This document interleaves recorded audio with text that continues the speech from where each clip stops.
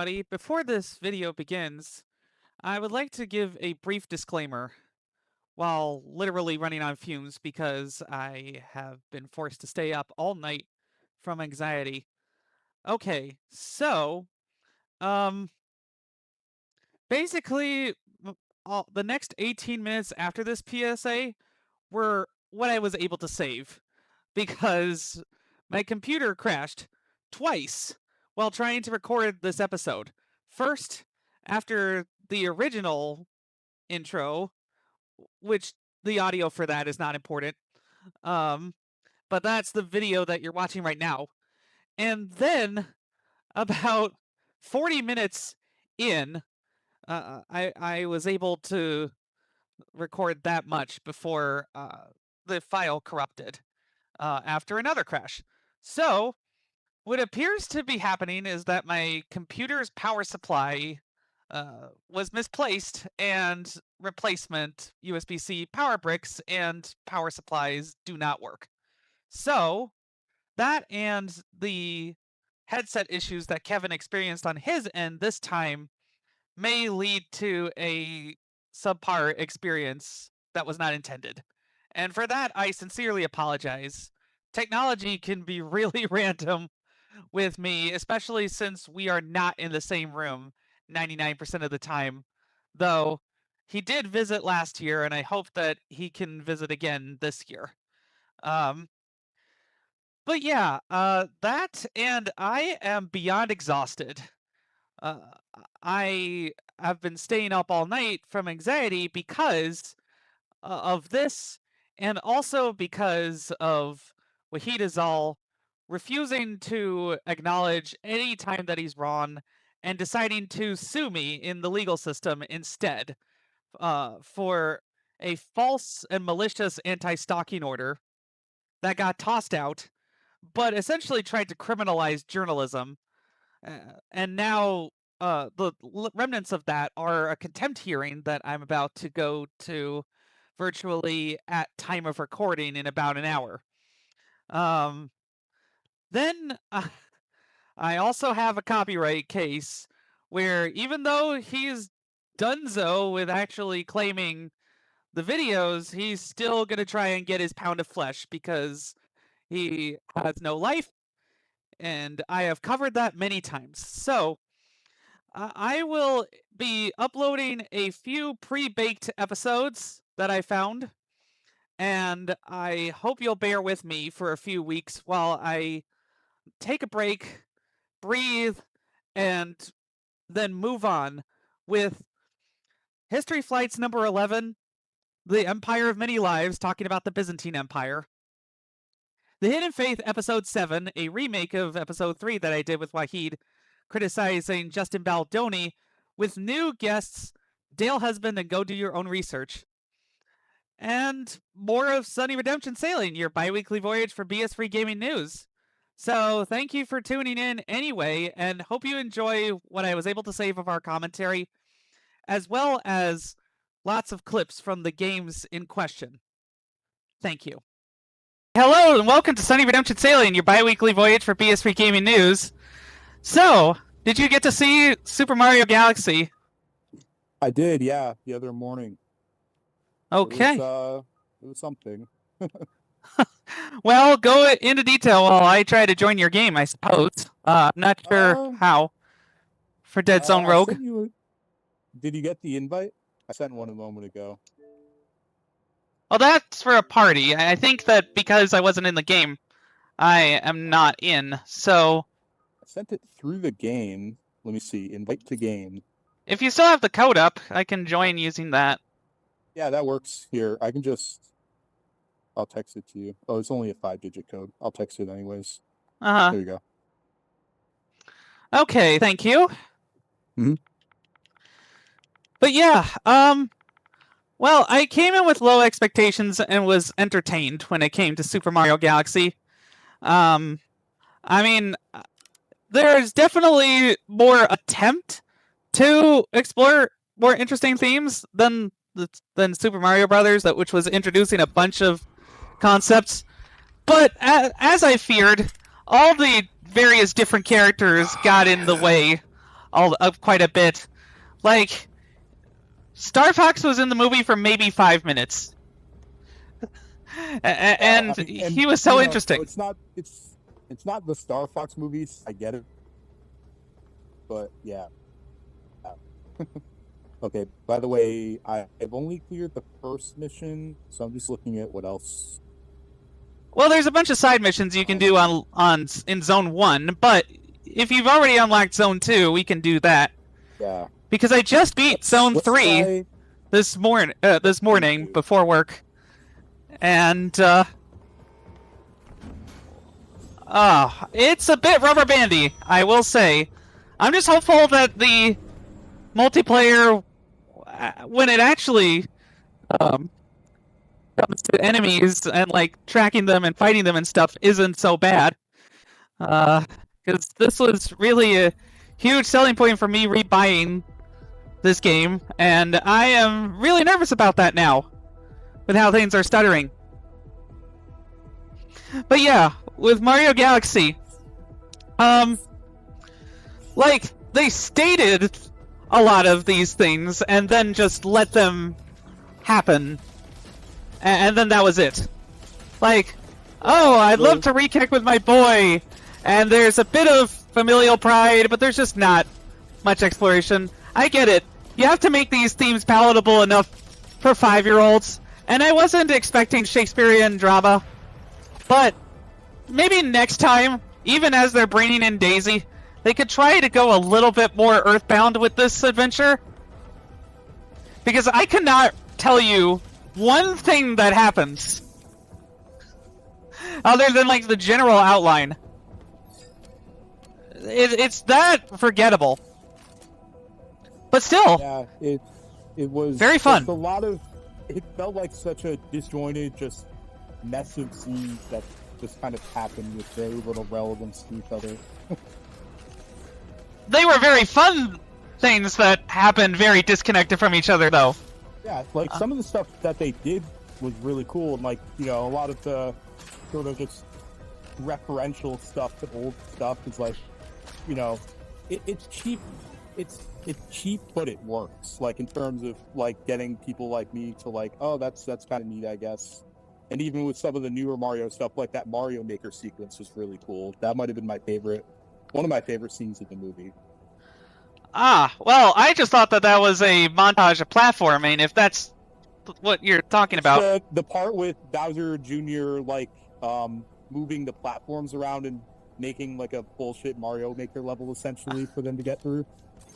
It was using like the Mario Maker sprites and layout, so I assumed it was like an explicit reference to that. I'm not familiar with those as much, so yeah, you know what? If you go from it from the standpoint of this is something similar to what I would have done with toys with my sister or whatever from when I was 5, then yeah, it makes perfect sense. I think our stories had much better writing. Because even at that young age, my sister was very much the literary agent, making sure that the plot made sense. But, you know, for a couple of hours of turning off my brain, it was fun. And they had some interesting, unique food items at the Alamo, which thankfully my location is not one of the ones that's gone full mobile. Though when I saw Project Hail Mary, I forgot to mention this. I did find the experience to be not entirely terrible. Like, I never had to report anybody for their phone usage, even though I was confused about how to report that guy who was talking. But they had the pen and paper order system as a backup. I had a pizza that was very good. Naturally, it had a lot of mushrooms. Noodles with pepperoni that were okay, but needed the truffle parmesan from the popcorn once I was done with that to be a bit more varied. And then a strawberry milkshake, which I could not take more than a few sips of, because the same problem that I have with chemical cherry applies to chemical strawberry. It just doesn't work for me. Still, That was really cool. And I didn't get to see much of it, but there were a lot of great related clips of Super Mario games and TV shows and things in the pre-show, which is always fun. Cool.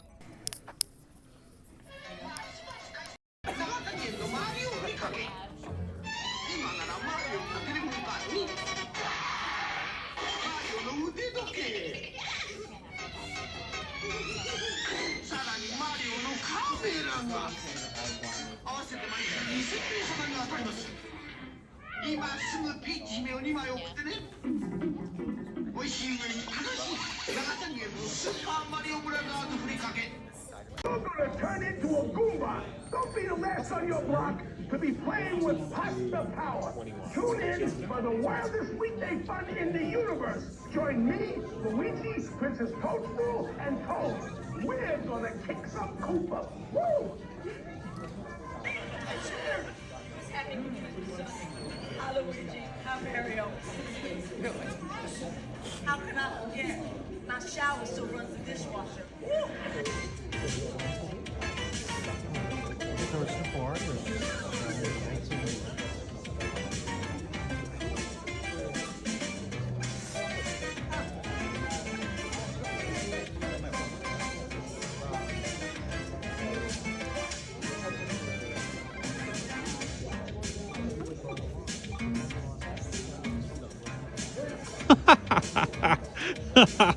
Oh, their faces are priceless. Watch the previews on your screen. Legend of Zelda's exciting scenes. So if I ever go back there with somebody before it leaves theaters, which is unlikely, but if I do, then I definitely got to get there earlier for that. That's the nice thing about going to the movies at Alamo specifically. Yeah, I've never been to one of those. I would just, we just don't have one around here. But yeah, next time you're here, we definitely got to go to Alamo Drafthouse because that is a luxury movie experience. Somewhat in the what's price. Different about it, like I know. Well, the most food. Theaters serve at least the theaters around here do oh, I'm dead. I don't know how the respawn works. If there is a respawn. Yeah, I'm not sure either. I will respawn after the encounter is completed. Okay. Makes sense. Yeah, because my local Cinemark does mobile ordering and everything right to your seat before the movie and stuff. I think it's not so much the things that they do as how well they execute on that specifically and the style. Like the Alamo culture, really is obsessed with cinema. I mean, I'm pretty sure all of it is corporate bullshit designed to sell premium experiences, just like with other theater chains at the moment, but it's kind of hard to explain until you're actually there. Like, just the humor of the pre-shows, usually, the big show, just how cool it is, the overall vibe. And I'm glad I don't have to abandon that entirely because they haven't gotten rid of pen and paper for reporting and ordering, as I mentioned. Still, that was a fun time, and it probably would have been a fun time at any theater. It really is the convenience of being able to walk maybe 15 or 20 minutes on a bike path to get there. Yeah. It's a pretty walkable neighborhood where I am.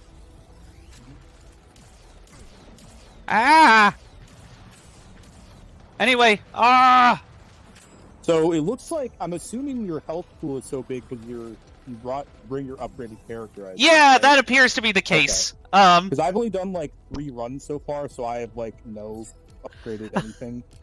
Well, okay. For me. Speaking of barely doing, I have tried a little bit of Hades too. Yeah, it is very fun. Hours.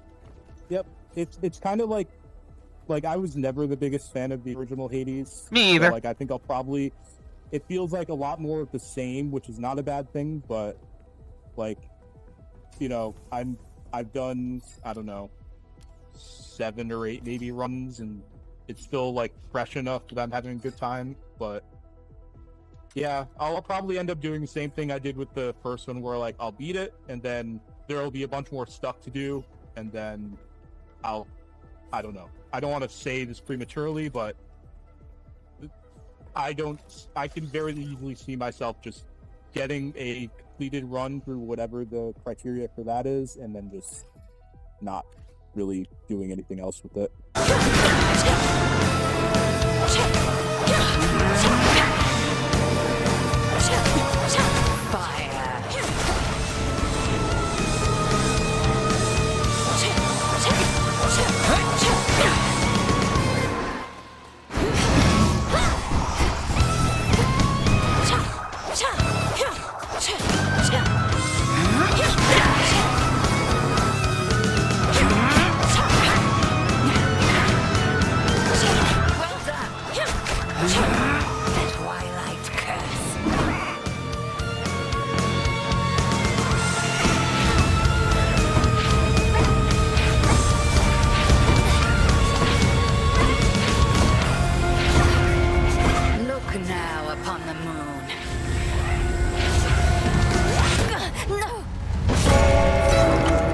Consider the mistakes you made, Malinoi.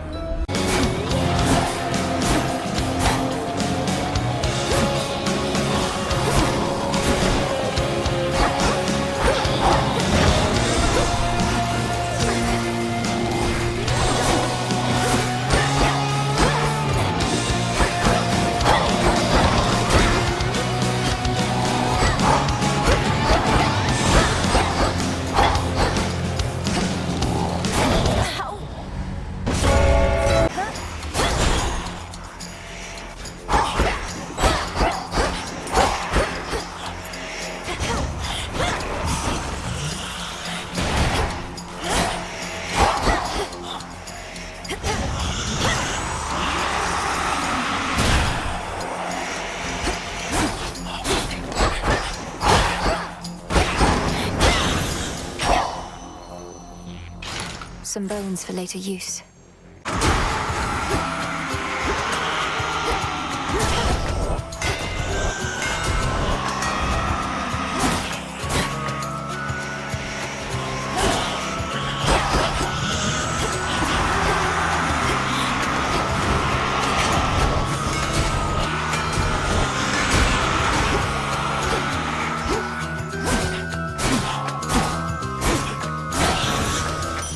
Golden coins.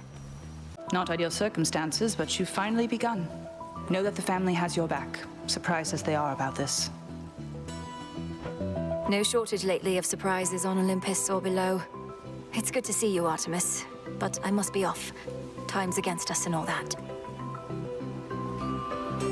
Time's an old fool, too busy besieging the mountain of the gods to sense the threat headed his way. Go get him.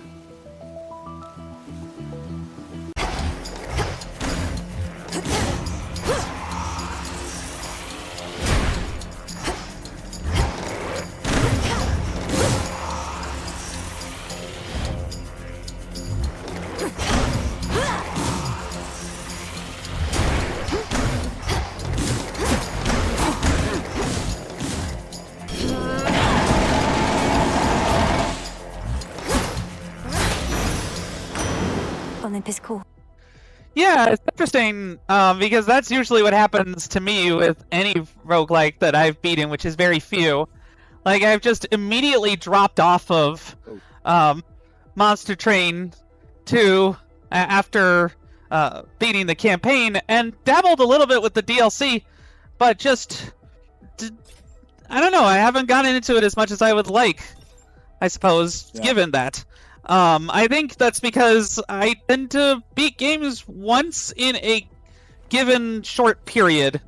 Let me just smack-a-doodle-doo you guys.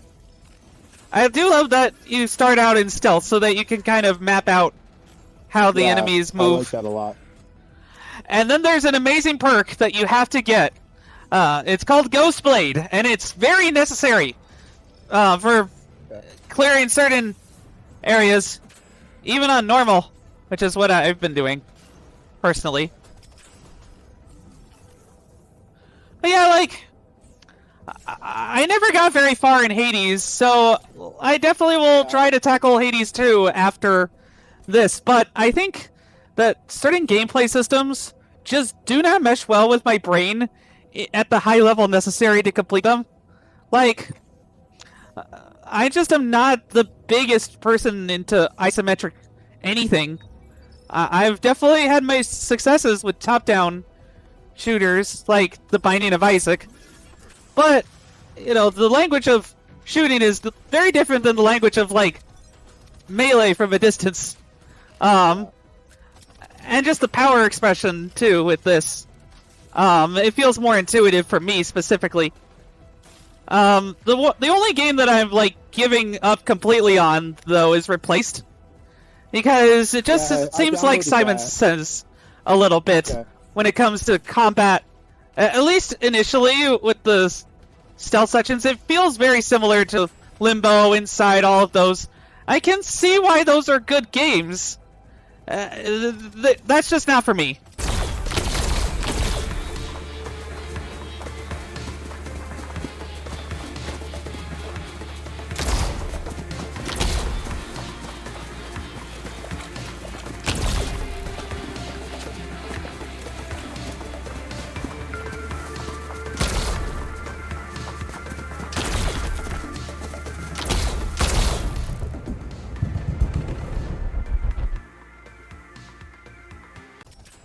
And it's a shame, because Replaced does look very good.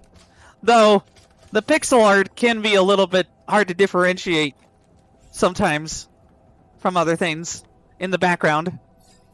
And it's also just tough to know when you're supposed to jump over things. Because the interaction is a bit... like, the hitbox for that is a bit larger than you would like. It's hard to explain, but the clip will show.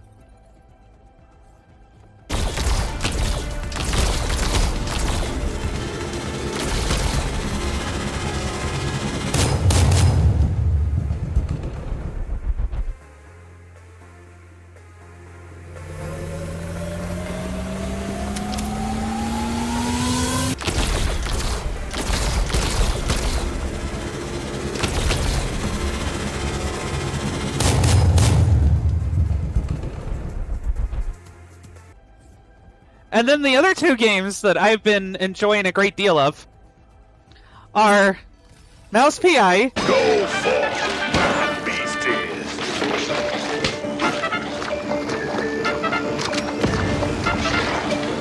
No hard feelings, just hard exits. Now hold still, will you?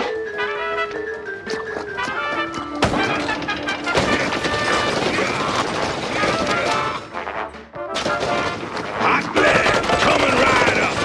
Good, yes, good. Now hold still with you.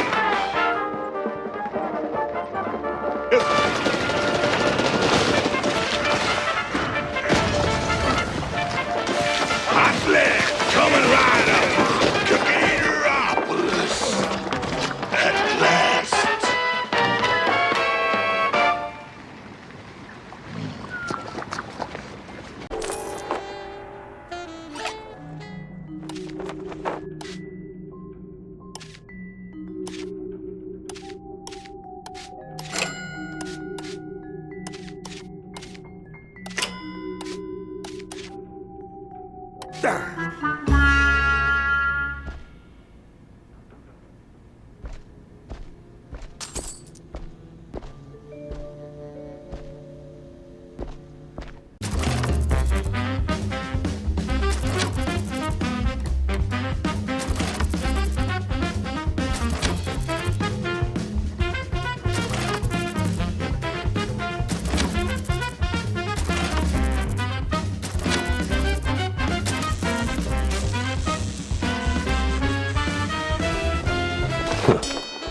All that elementary math finally paid off. And Crisol, Theater of Idols.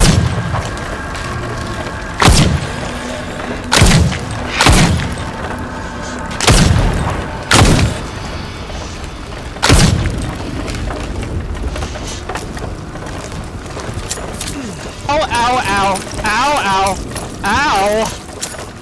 Ah, that hurts so good.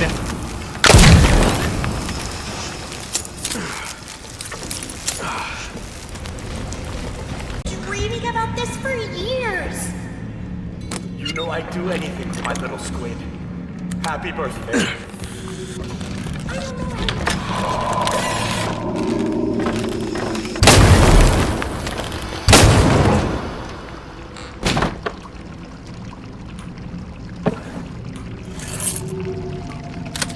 You hear that, creepy dolls?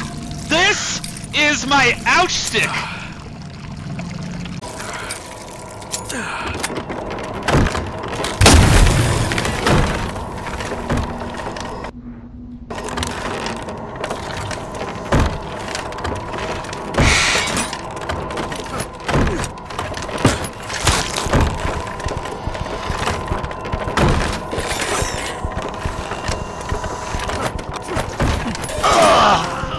I know you break the laws of physics, but this is ridiculous. Which I was attempting to play and record before you came on, and that's when my freaking computer crashed. Oh. I am very concerned about this. And so may end the show portion after one run just to, like, have something at all. Very disconcerting, to say the least. To have that happen in the middle of editing of the last video that we did, for instance. Oh, yep, no, you're just gonna have to take your lumps when it comes to that floor. Yeah. So, with those blue shield guys, it's a melee or grenade. Or exploding barrel. Yeah, I didn't run into those yet. Huh. Well, I guess that's a welcome to Zone 2 sort of situation. Because it's very ice-based. So, if you get those fire synergies again, that should work fairly well. But I will say that it also took about 6 hours for me to get to this point. Of playing the Steam version, first of all, and then actually beating it on Xbox with prior knowledge. Okay.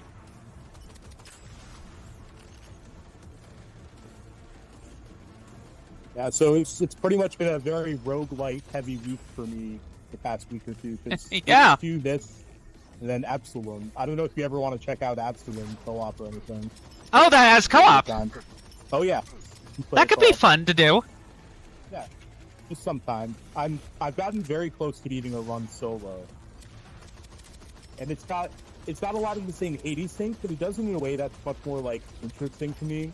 Huh. In terms of like how you can shape your individual runs, because it'll do, like, you know, in Hades a lot of the stuff just changes in the hub area from run to run, and you kind of, you know, find out different things and different conversations, just tons of dialogue. But Absalom doles that out much more like during the runs themselves, like something unexpected will happen. Huh. Which Hades does as well, but I think Absalom does it a little better. Yeah, I think that one of my problems with